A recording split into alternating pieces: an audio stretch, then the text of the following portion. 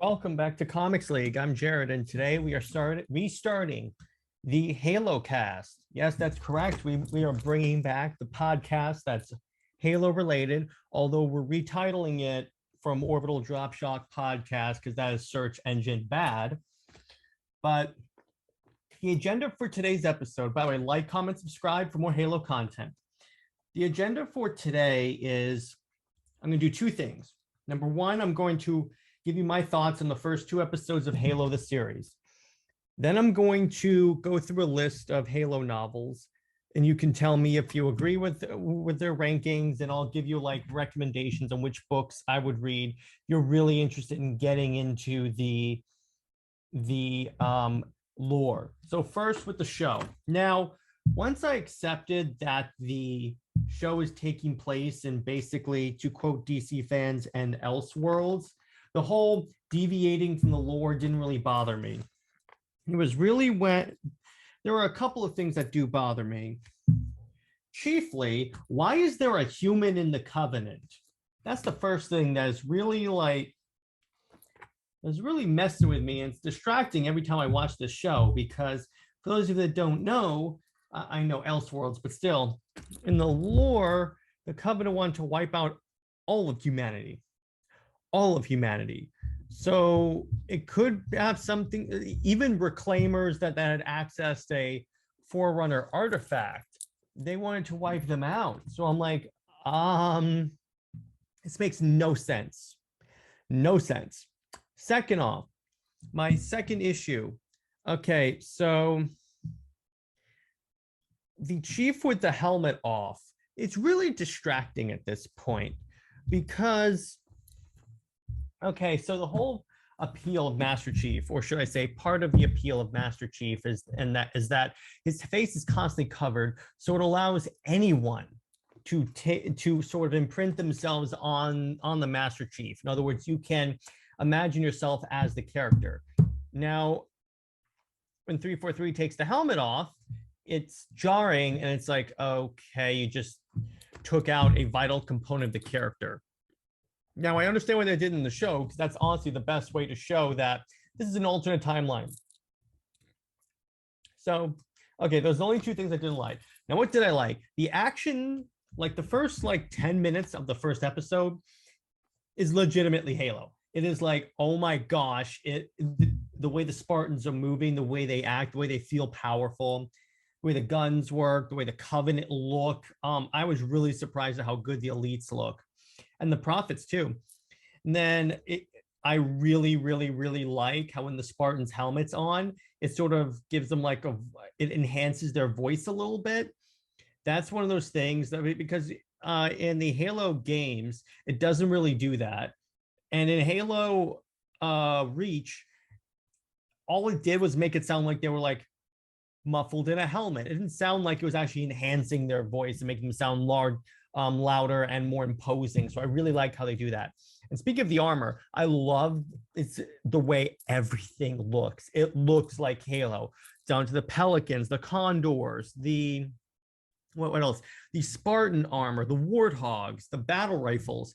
Everything looks Halo. Now, granted, it is also kind of jarring to see modern guns in a show that's supposed to take place 500 years in the future. I explain that one of two ways.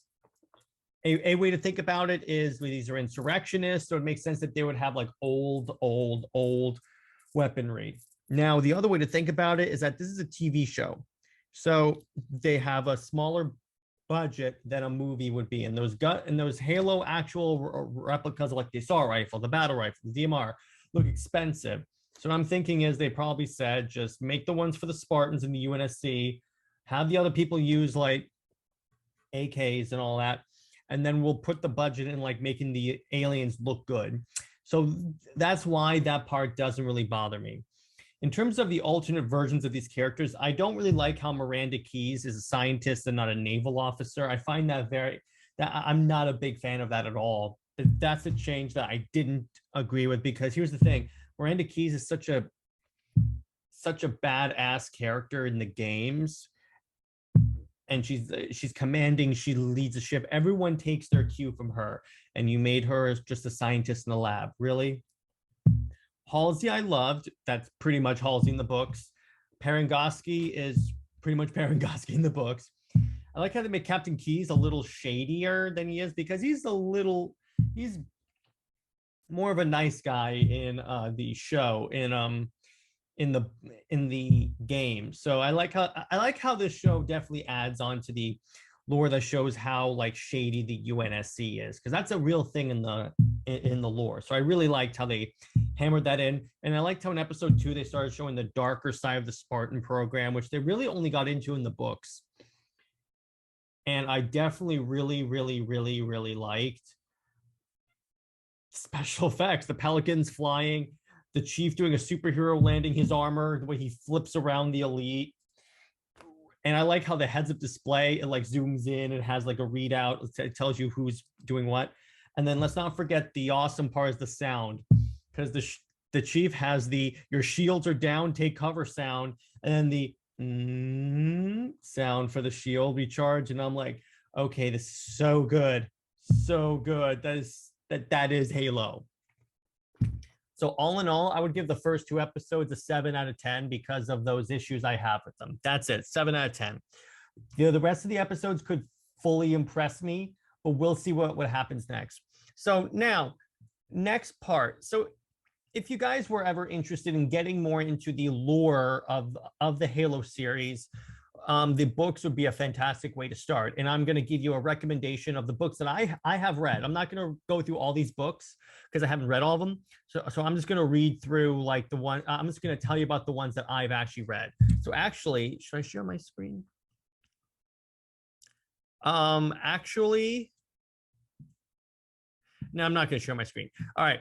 So the first book is Fall of Reach. And we kind of covered the comics on the channel. So because it was adapted into a graphic novel. Now, Fall of Reach, that is pretty much, if you want to know how the Spartan program got started and it ends at the invasion of Reach, that's the book I would read. It follows the Master Chief throughout his early life. It follows every facet of the Spartan program, from its inception to its execution, if you will, with the Spartans being kidnapped, thrown into a gym and saying, hey, you're in the military now, to the augmentations, to them losing half the class to augmentations, to their first mission into the rubble to capture a rebel leader, to their first contact with the Covenant. There's a lot of ground covered in this book. To their first contact with the Covenant, to the Fall of Reach. And it ends right when Halo 1 starts. Speaking of Halo 1, The Flood. The Flood is basically a novel adaptation of the game storyline. So if you want to know a little a little more information about what happens behind the scenes, in other words, when the camera's not rolling, air quotes, I would definitely read The Flood, because there's a lot of great information in there that actually adds more context to what's going on around you. The next book, that is actually my favorite Halo novel of all time, is Ghosts of Onyx. Now, what's Onyx? Onyx was this training facility that the UNSC used for the Spartan 3 program. Now, what's the Spartan 3? Right, so Chief and his group are Spartan 2s. The reason why they're called that is because they're the second attempt to make a super soldier program. The first was like the Orion Project. It didn't work because they used adult subjects that couldn't heal and stuff. And fun fact, Sergeant Johnson's actually a super soldier. So anyway, going back to what I was saying.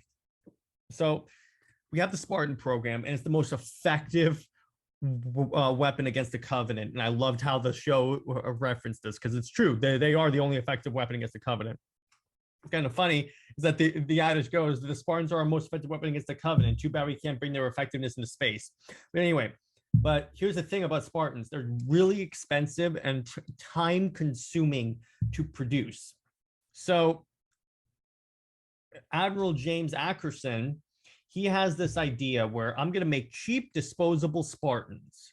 These are going to be called Spartan 3s. They're designed to be fast and cost effective, and you can throw a lot of them at the Covenant, just hope it just delays the Covenant. So to do this, he fakes the death of one of the Spartans, Kurt 051, and Kurt becomes the training instructor of the Spartan 3 program. Then what they discover on the planet of Onyx, that's actually a Forerunner shield structure. What that is a hollow planet. There's a planet inside of a planet, and this was designed so if the Halo rings were fired, you could hang out in the planet, literally in the planet, and that would allow you to like escape the blast. and then he sacrifices himself to blow it up. Then this leads directly into the Kilo 5 trilogy, which I very much enjoy, and that follows this UNSC Black Ops unit. And they're assigned, it's like a Spartan, an ODST, a pilot, an engineer, a Spartan washout, and their job is to like cause chaos behind enemy lines. And what they do is they play both sides of the Covenant Civil War, because after the main games, there was a civil war in the elite homeworld of Sanghelios, and the idea was like, we don't want to work with humans or something like that. The Arbiter was the leader of Sanghelios, but there was a certain group, including Jul Mandama, the main elite from Halo 4 and 5, rebelled against him, and that started a Covenant Civil War. So the UNSC, to destabilize the elite factions, basically told Kilo 5, I want you to play both sides against each other. That way they wipe each other, they at best wipe each other out, so we don't have to worry about the Covenant resurgence. So that's what happens in Kilo 5, and I really love it. It gets more into the Spartan program, how crazy it is, because one of the Spartans meets her parents, and then the parent turned into an insurrection because he's convinced that the UNSC kidnapped his daughter. Who would have figured? Next is actually First Strike. First Strike is the sequel to Halo 1. In other words, it's showing how the Chief got from floating in orbit around the wreckage of Alpha Halo, which is Installation 04, to Earth in Halo 2. It's basically a bridge in the gap. It also establishes that Chief is not the only surviving Spartan, which is kind of funny because, so when Halo 1 first came out, on the box of the game, it says you're the last of your kind. You read Fall of Reach, which came out before the game, you're not the only one of your kind. But anyway, that's neither here nor there. But First Strike gets really into the kinship of the Spartan program, which Fall of Reach kind of gets into, but First Strike is when it really like hammers in that these Spartans are a family. Next, you have the Forerunner Saga, which are 3 books dealing with we actually get information on like what Forerunner society was like, and then we also see the war against the Flood, and then the ultimate activation of Halo, and then the main character Chakas in the book that we follow throughout all 3 books, he turns into Guilty Spark. In other words, Guilty Spark is an actual human that was, his consciousness was uploaded into the ball robot thing that we see. And then New Blood. All right, so anyone that played ODST will remember Kilo 5. They're the ODST team that we followed. And New Blood follows that ODST squad after the game, and how they became Spartans, how ultimately one of them was betrayed, how the rookie died, and it gets a lot into the character of Buck. And I really love that book for that reason. And let's see, what's another really fantastic Halo book that I can't recommend? I mentioned the Kilo 5 trilogy, and that is like one of my favorites. If you want to know, the trilogy is Glasslands, Thursday War, and Mortal Dictata. It gets really into the covert nature of warfare. Oh, actually, here's another good one. Contact Harvest is if you want to know what happened at the first encounter with the Covenant, that's what that is. Then if you also want to know, here's a really good one, Cold Protocol. This book is actually used in the military to teach leadership. And what this is, it talks about, so Cold Protocol is basically this computer procedure that when you first encounter the Covenant, you have to wipe all your navigation data so the Covenant can't get to Earth. You have to destroy your AI. So that's what's based off of. Then this one gets a little more into the insurrectionists and their like attitude, and then it also gets into like essentially who these Spartans are, who the Covenant is, because a lot of these books also, if you want to know the Covenant's perspective during these events, these books are fantastic. This one also shows the Arbiter before he became the Arbiter. He was like a special operations commander leading the Covenant against the humans, and they really get into that Covenant culture. Like, it's considered sacrilege to pick up a weapon and not fire it, because it's like you're preparing for war, but you don't do it. And it's also forbidden for a Covenant to use a UNSC gun, which makes sense when you get to like Halo Infinite, because that's not the Covenant, it's the Banished, but I'm not talking about that right now. And I'm looking up a list of top Halo books. So I mentioned Contact Harvest. It gets a lot into the Marine Corps portion of the story, because it's following Marines, not Spartans. Halo Evolutions, if you want small bite-sized storylines, that's a good idea. It's basically an anthology book. I talked about a lot of these. But definitely my top 5 would be probably Contact Harvest, First Strike, The Flood, and any of the Kilo 5 books. Those are fantastic. I would definitely 100% read those. And comment below if you guys want any more, if you guys have any Halo books that you want to recommend, if you guys have any Halo lore books that you recommend, any type of Halo content to get people into the hobby. Anyway, guys, hope you guys enjoyed this video. I will see you next week for another Halo Cast episode. Anyway, stay heroic, everyone. Bye-bye.